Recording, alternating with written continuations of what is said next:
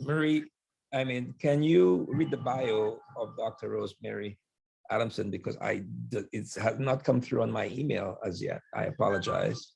You don't have to read everything. I am who I am. Well, I know that you have a mental health background. Yes. And we're excited because, you know, mental health is an issue that plagues us all, even coming out of the post-COVID environment. Oh boy, yes. But also many of our folks are coming from a post-conflict environment, and nothing is really done to address some of those challenges. So I am very happy that you will have an opportunity to address us today and to let us know, if you would, what are some of your ideas on the way forward. Can you give us a little bit more about your professional background and a little bit more about your, if you would, some interesting factoid about you that we probably should know, or we would not know if we were to have read your bio that seemed to have disappeared there for a minute. I'm going to turn the floor over to you. And I do apologize because I really wanted to give a full complement of the spectrum of the person that you are, Dr. Rose. So please, the floor is yours. Okay. Thank you, Eric. And Madam Mary, thank you for inviting me. Indeed, it's a pleasure. By my accent, it's a giveaway. So you know that I am from Jamaica. I've been living in the United States almost 40 years now. And one of the biggest, greatest pleasures that I have had is reconnecting to my roots. So lately, I have been finding out the ancestors from Africa, the motherland. So I am in touch with some colleagues from Nigeria, Ghana. Those are the two places. And I intend to explore further. So I am a true African girl living in the United States, born in Jamaica. I specialize in mental health. I am a mental health psychotherapist. I am also a doctor of nursing practice and a professor of pathophysiology. My company is Total Healthcare Services and Wellness. And total health means that we're not just taking care of the body, but we're taking care of the body, soul, and mind. In terms of mental health, we will look at our psychosocial affiliations. We will look at our spirituality. We will understand at the end of my 3 minutes talk, what is mental health and what does it mean to us? Mental health, as we know, is being talked about so much, especially since the pandemic, because that's one of the taboo subjects that was never talked about. I'm going to repeat that. Mental health is being talked about so much now because it was one of the subjects in medicine that was never talked about. And for two main reasons, it wasn't apparent. One, from the medical standpoint, modern medicine has been developed and research has been done to show that when we take care of the individual, we are no longer concentrating just on the physical, but the mind as well, because of so many things that have been happening. And the only way we can really realize and recognize the deficit, we have to see things that are happening from the mental perspective. Some things that people do, killing for no reason, the excessive shooting, then we know that is not normal. So science, they're looking into the totality of the individual and they're searching and they're looking for answers as to why these things are happening, and our results are showing a lot of mental challenges. So from a medical perspective, we're looking into that and learning more and paying more attention and trying not just to treat the symptoms, but to treat the cause. On the other hand, from a cultural standpoint, mental health did not receive the respect that it earned.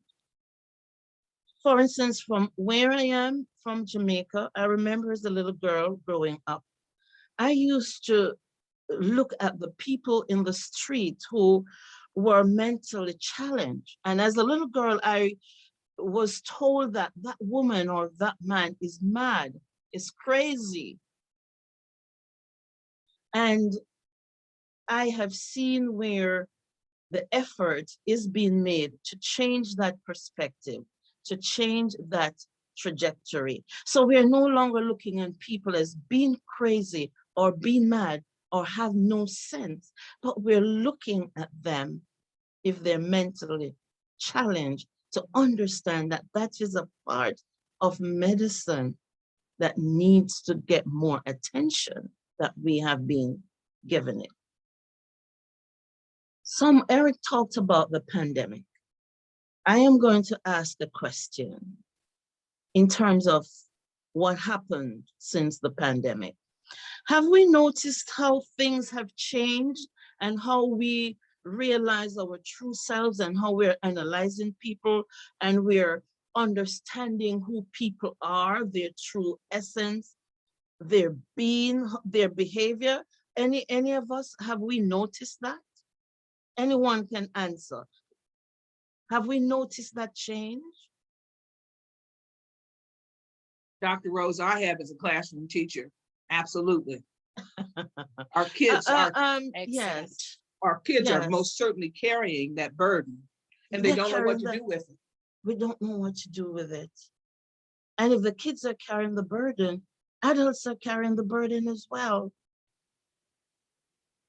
Absolutely. And so now we're looking at information from a quantifiable approach. How can we measure the fullness of what is going on? Where does this mental health era strike? Where does it come from so fast within the pandemic? It was always there, but it was something that we never look at and nurture and care and acknowledge and realize that that too needs some attention. During the pandemic, we find out that the divorce rate escalated. We find out that suicidal rate escalated. We find out that children who felt like they were not being cared for, we find out that children are acting out more. When I say act out more, during the pandemic, it gave them an opportunity to soul search and to auto-diagnose and to go back and look. And so children are saying, I never thought mom cared enough or dad cared enough. And in essence, maybe it's not that they haven't, but they were working to put bread on the table. And so communication was not well. And the children were suffering in the interim.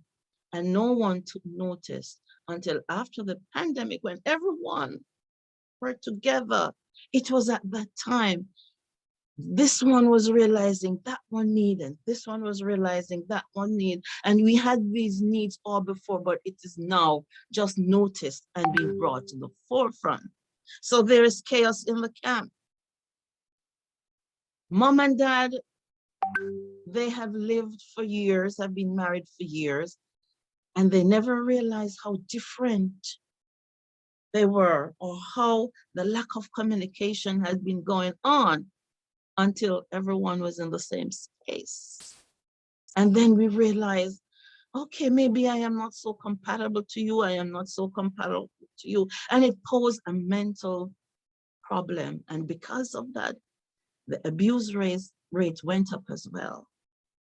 Divorce rate went up because people could no longer tolerate one another, because it was during the pandemic we were learning the true essence of our being, who we really are, and that contributed. In the pandemic, some people were fortunate or blessed enough to work from home, like professors. But there were other people where businesses were closed down, and so they could not go out to work.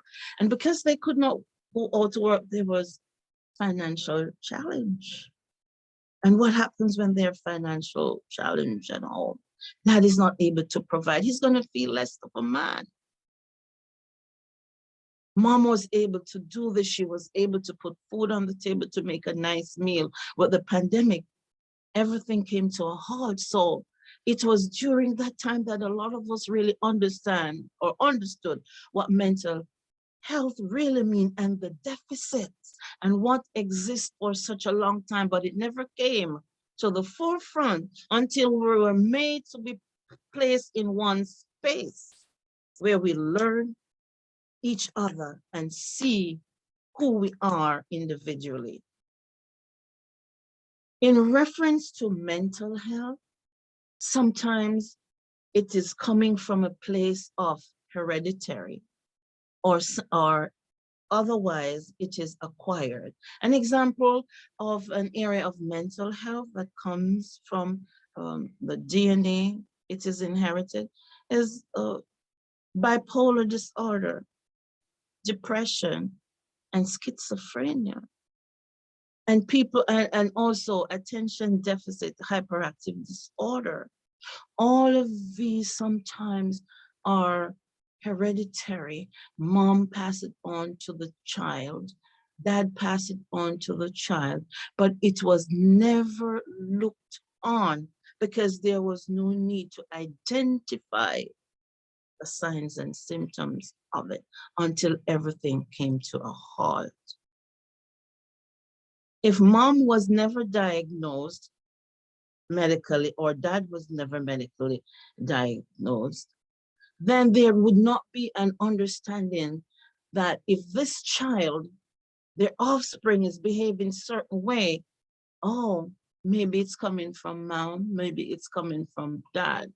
Because there was not a situation in the past, or enough, where we would look at someone who might not be behaving the right way and realize that it's a mental deficit and decide to go to the psychiatrist and check it out to see what's happening. Because we're from a culture where we believe if we get a visit and go to the psychiatrist, we're an idiot. No, I am not going to the shrink. Well, I want to reverse that ideology. I want to reverse that thinking. Because you may have a situation like I just talked about, depression, schizophrenia. Because you may have a situation that leads you to that. It doesn't mean that you are stupid. It doesn't mean that you're crazy.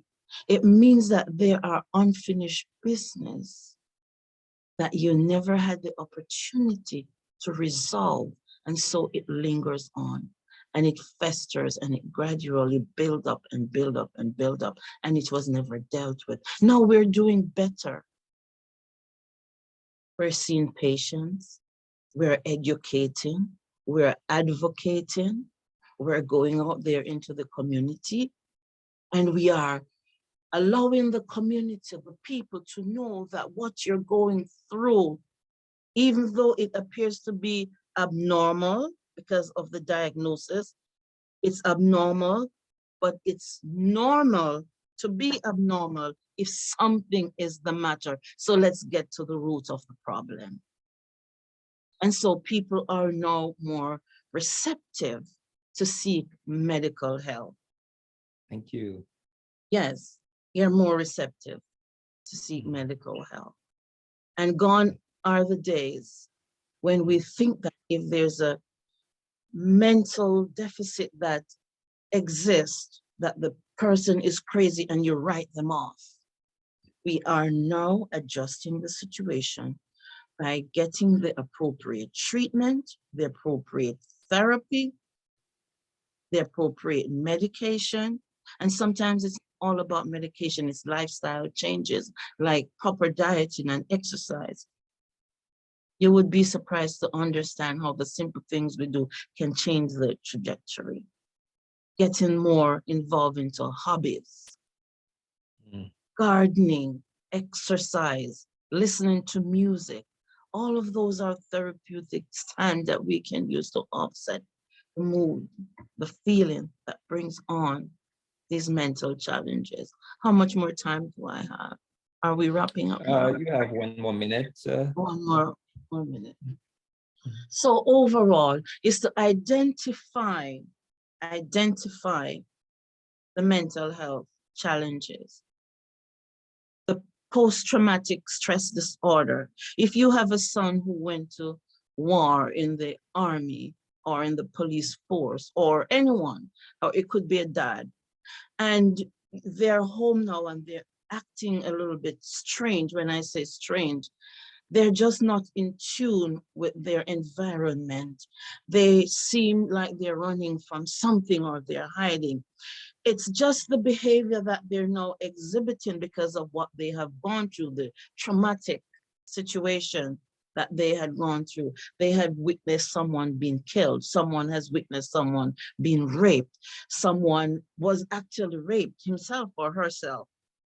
So they're living the lived experience afterwards. So when we quote unquote would say that they're acting funny, it's because they're going through what is called post-traumatic stress disorder. They're reliving the moment of the atrocities that they had faced before.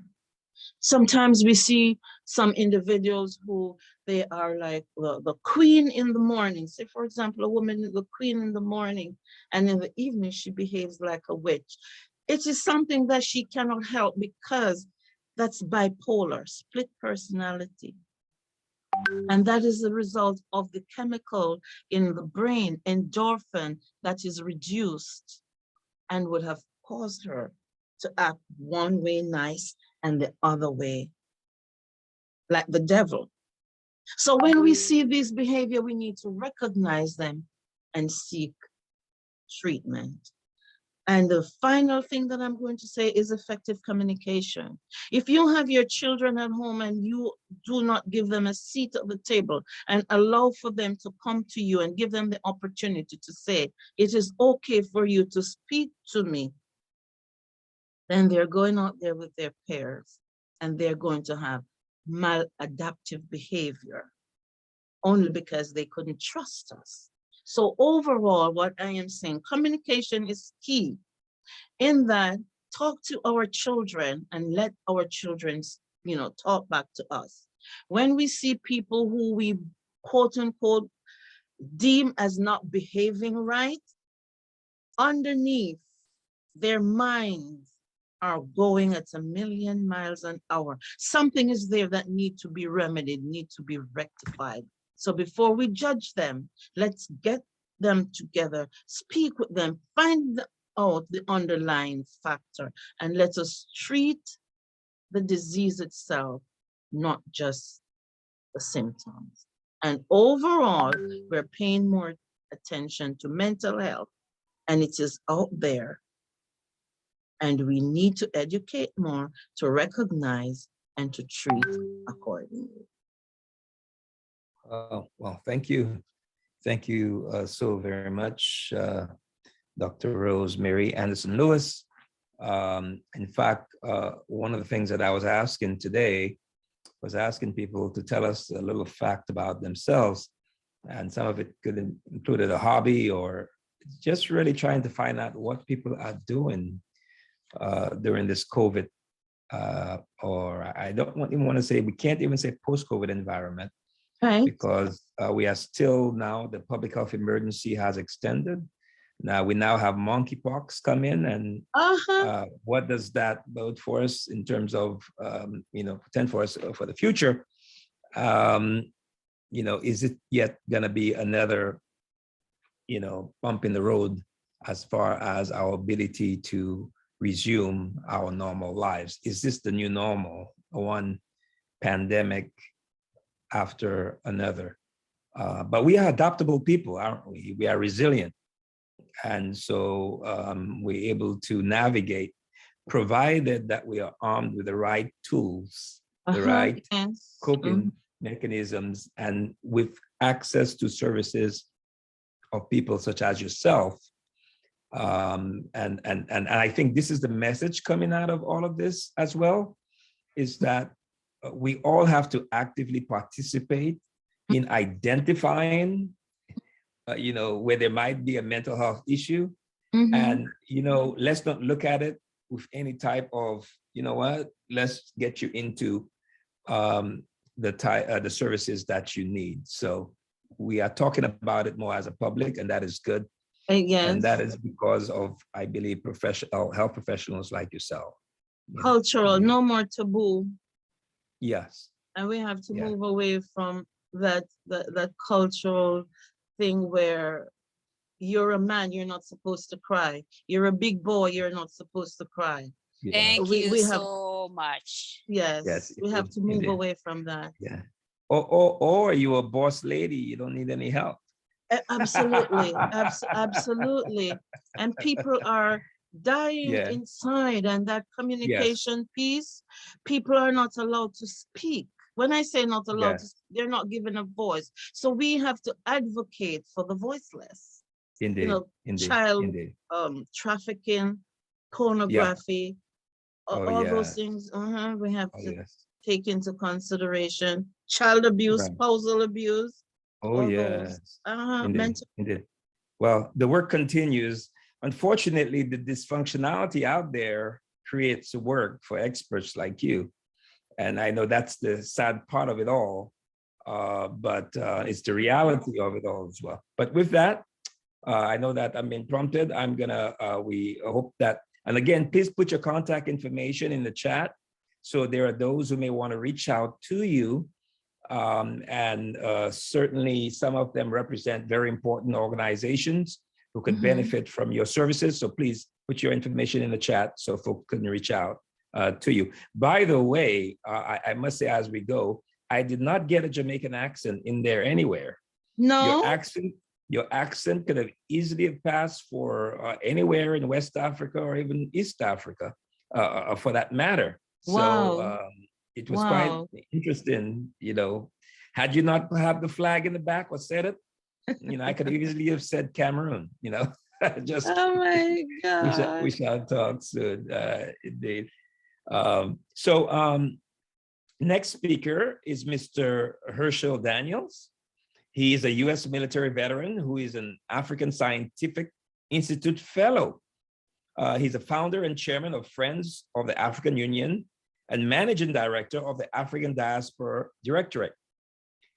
He has most recently hosted April 29th, I suppose that's 2021, the creation of Indigenous Peoples Alliance in an authorized side event at the United Nations 20th session of the Permanent Forum on Indigenous Issues, held April 19th through the 30th of 2021. The creation of the Indigenous Peoples Alliance is meant to support a global UN financing for the development program of action that the African Diaspora Directorate submitted to the working group of experts on people of African descent, December 3rd, 2020. The AU's agenda to 2063, So I'm gonna let you read the rest and share with us the rest, but he's now in 2021 under the Biden administration, which had issued an executive order 13985, advancing racial equity and support for underserved communities through the federal government, which is being used in concert with other laws and executive actions in a P3 with the US State Department. This is quite interesting work that you're doing. We'd love for you to share more with us. And with that, I'm gonna ask Mr.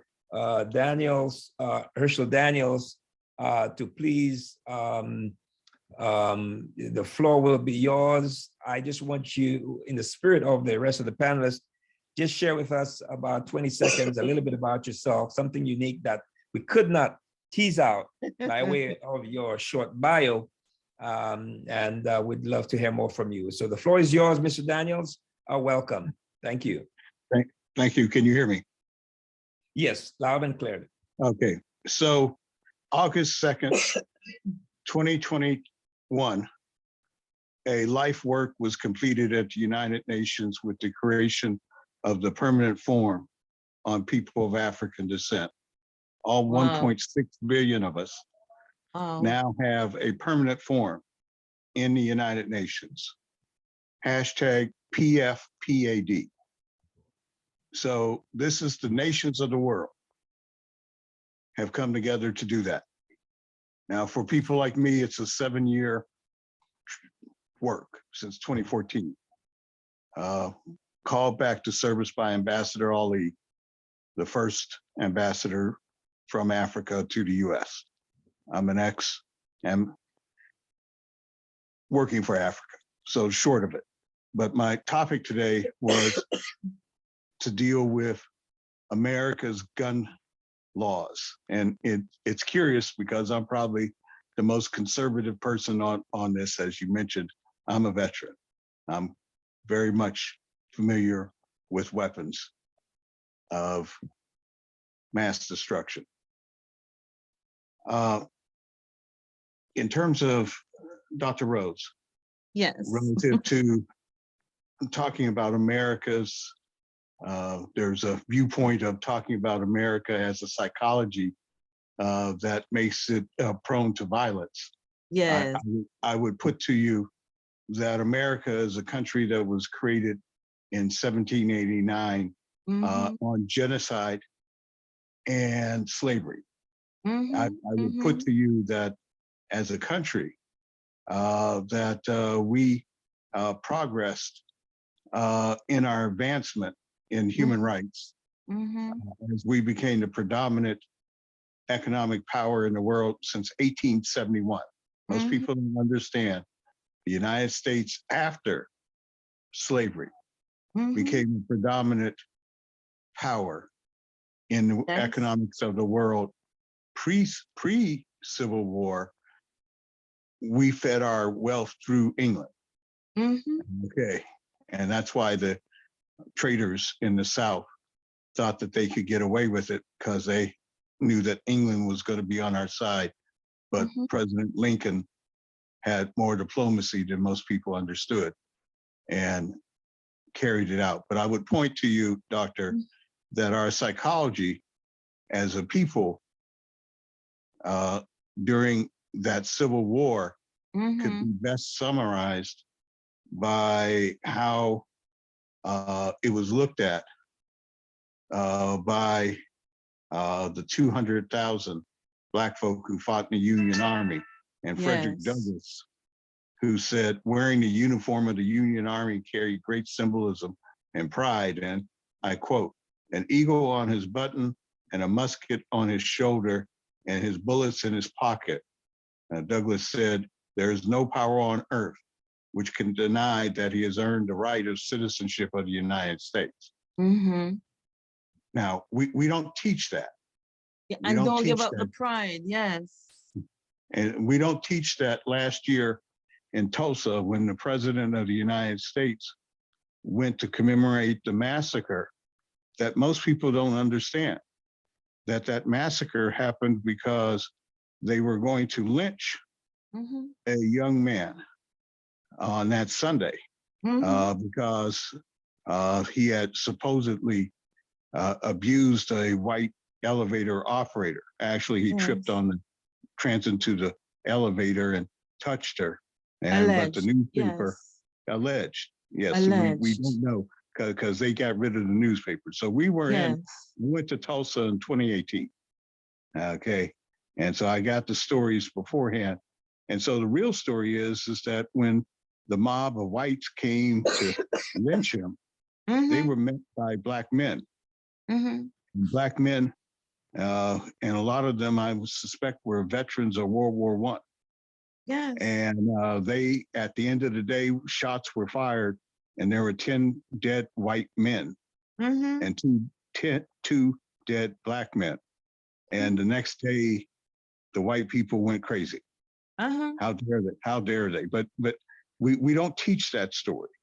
We don't teach that it's a matter of defense, the Deacons for Defense. We don't teach that Malcolm, learned from his father, who was a veteran of World War I, and why his family left the South, like much of our families left the South. We don't teach that. We don't teach that in our private schools, our churches. We failed to do so for the last 60 years. We turned over our education. And in turning over our education, we also turned over generational learning about weapons. Understand that when we talk about guns in America, we're talking about 380 million guns and rifles in America. Yes. Okay, all right. We're talking about a death rate over the next recent years of over 40,000. But what we don't talk about in your area is that half of those are for suicide. Yes. Okay, the world likes to talk about 40,000 Americans are killed by guns each year, but they don't talk about half of those are Americans who kill themselves by gun.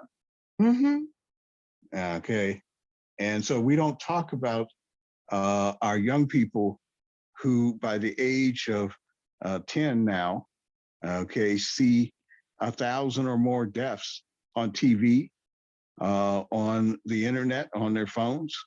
They see it in the media, they see it in the film, they see it in the songs.